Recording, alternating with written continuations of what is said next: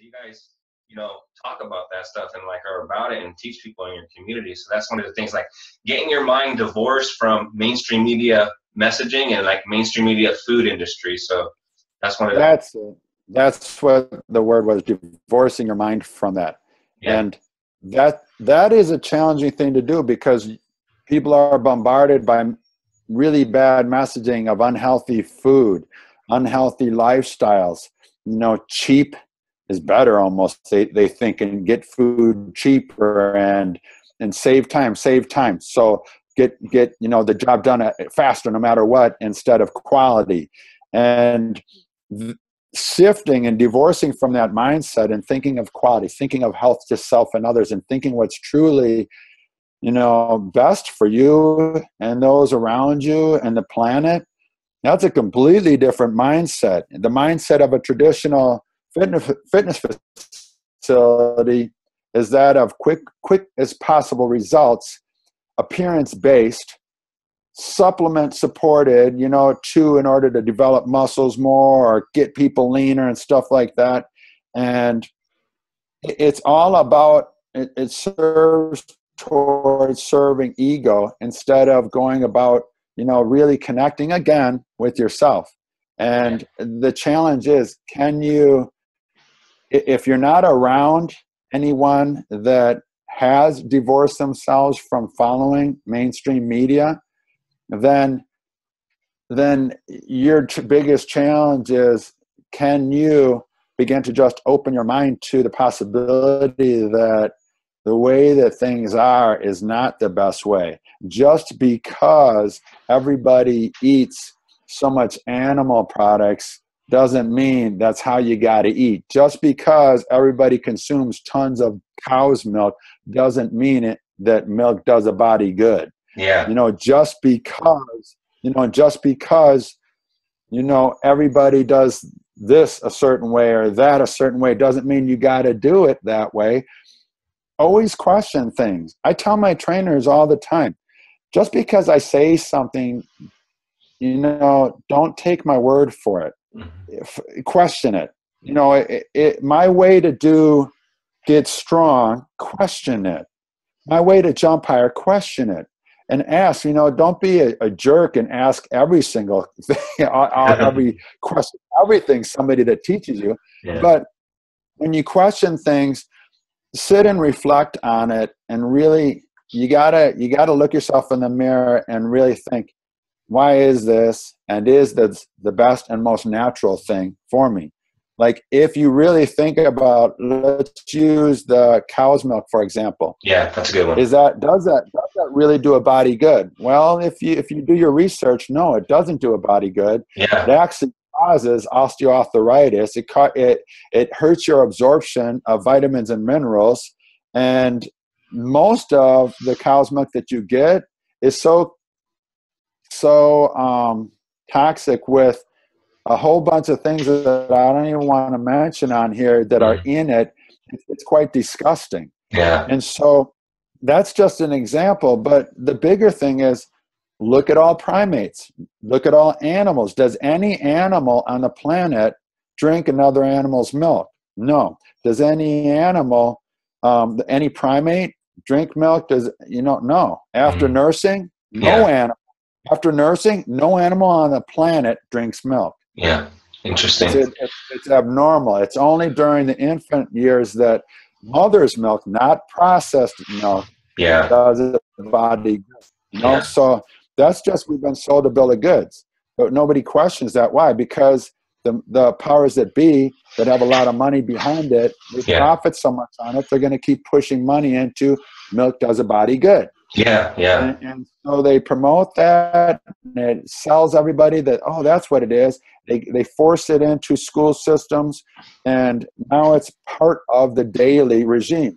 Yeah. And it's sad, but if people don't question it, nothing's going to change. Yeah, yeah. And all it takes is for you guys to question, something that, if it just doesn't sit right in your gut, you need to question it. And like, even your training, do you train because you have to or because you want to? Do you train like at a traditional gym because you feel like you have to?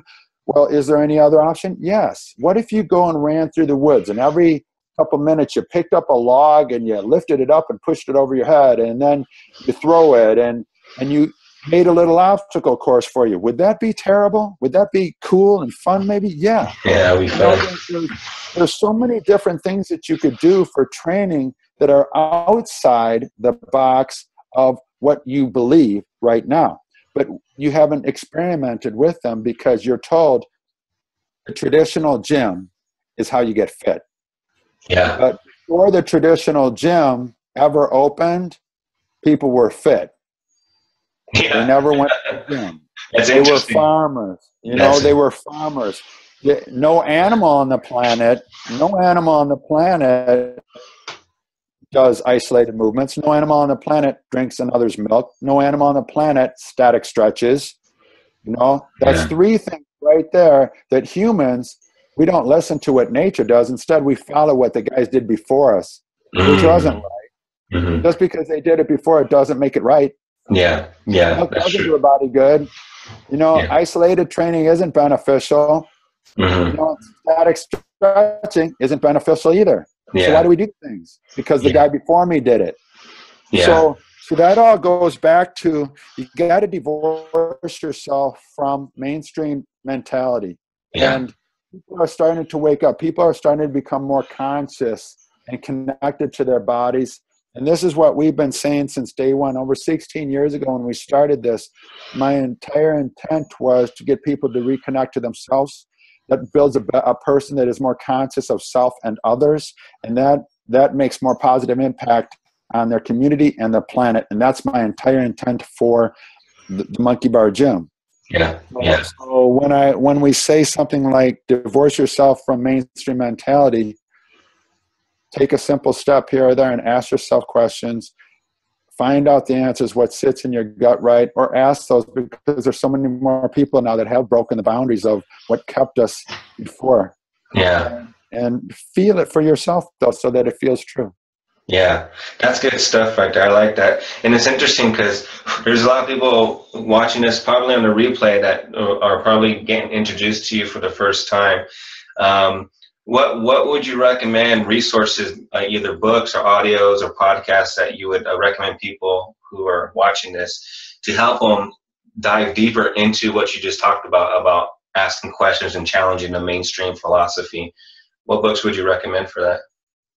Well, one of my favorite books, the one that I've given to most people ever, is The Way of the Peaceful Warrior.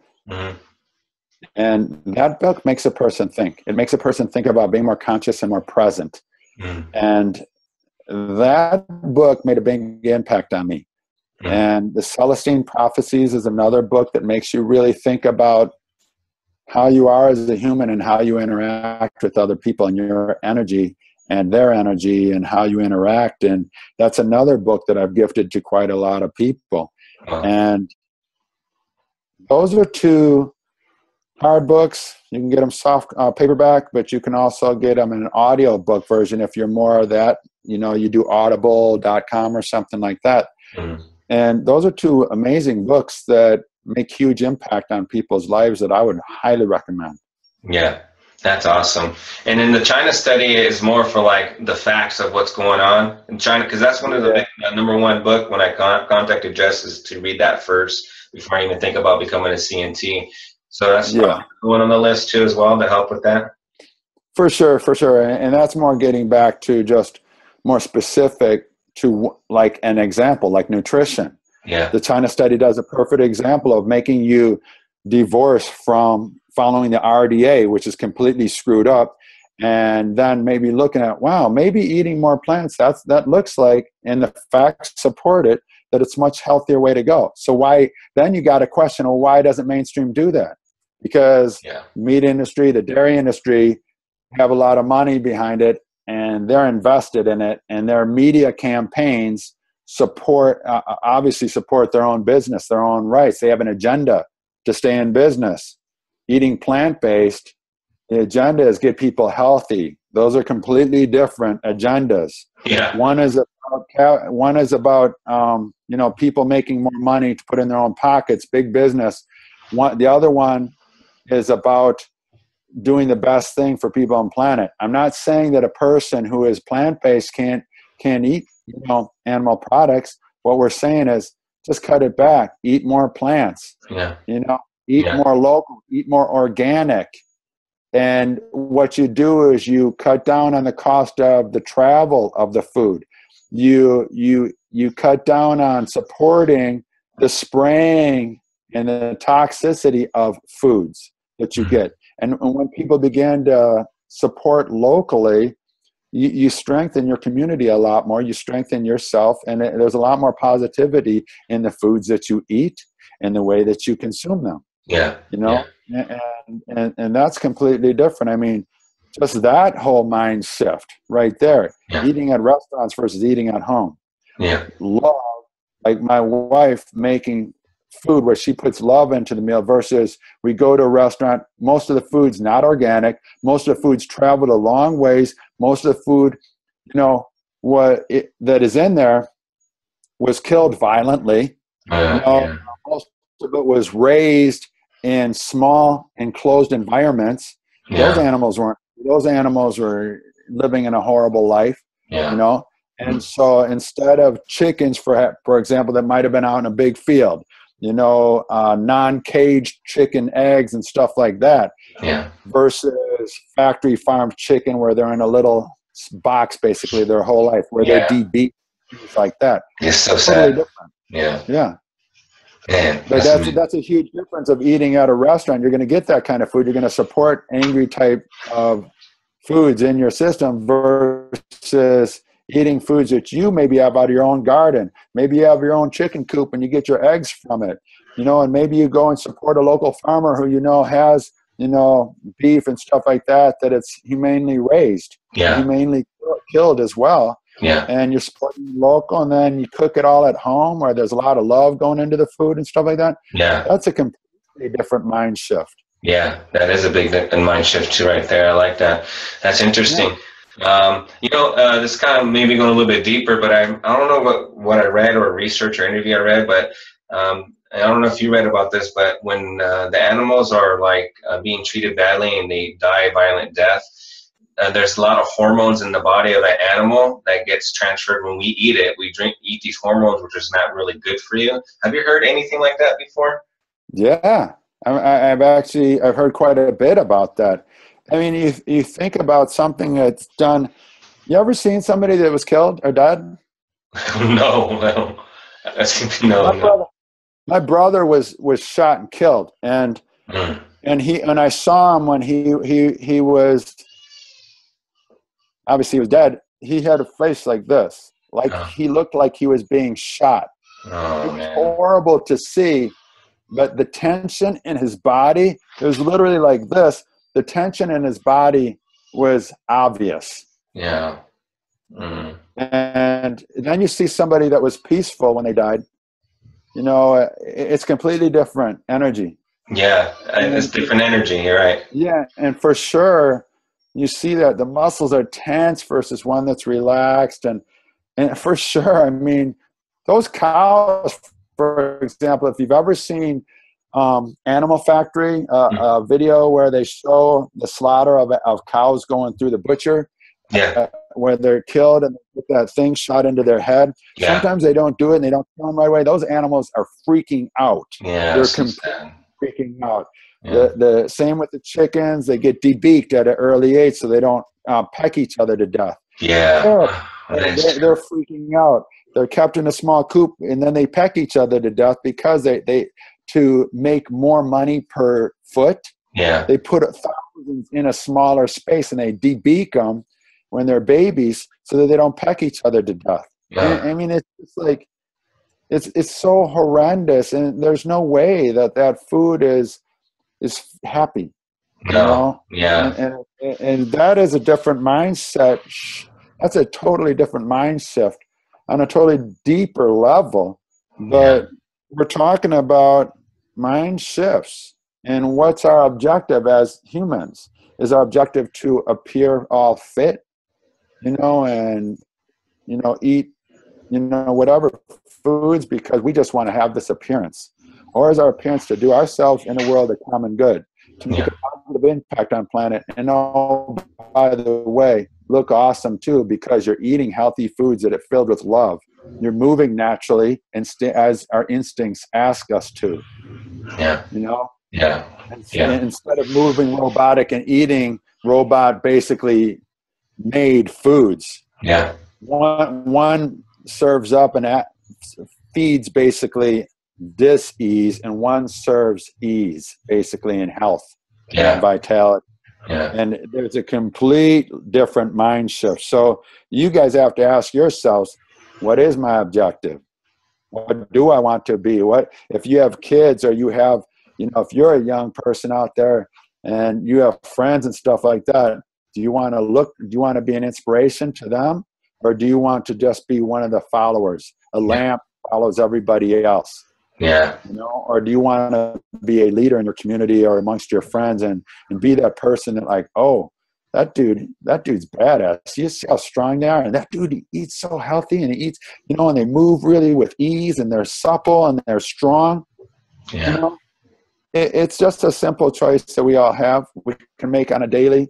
You vote with your choices like that every single day. The foods that you eat, the things that you do. And I've always, and since day one at the gym, the logo is about people helping people helping the planet.